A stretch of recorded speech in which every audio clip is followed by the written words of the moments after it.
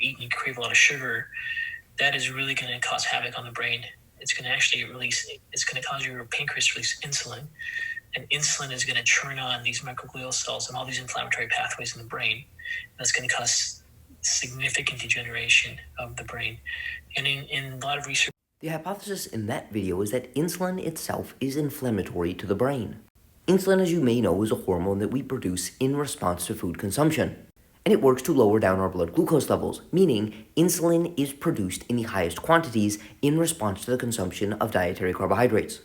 Those who promote a low-carbohydrate diet will essentially tell you that insulin does everything bad.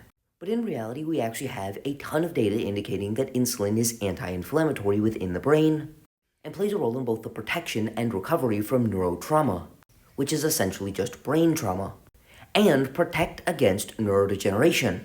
And the administration of exogenous insulin, either through injection or through intranasal routes, is garnering a lot of attention for recovery from neurotrauma such as traumatic brain injury, and the prevention of things like Alzheimer's and Parkinson's.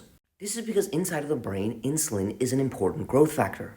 It improves energy utilization and mitochondrial function, reduces inflammation and oxidative stress, improves cognitive function, and increases synaptic plasticity, which is essentially the process by which your brain grows and adapts.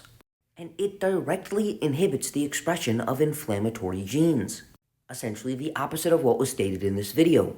However, we do know that insulin resistance, the process by which the insulin receptor no longer responds properly to insulin, diminishes the protective role of insulin within the brain and body, and that is linked with cognitive dysfunction and neuroinflammation.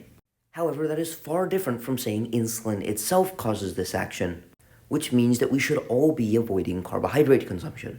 And if you've seen my videos in the past, you would know that it is not accurate to blame insulin resistance on carbohydrate consumption.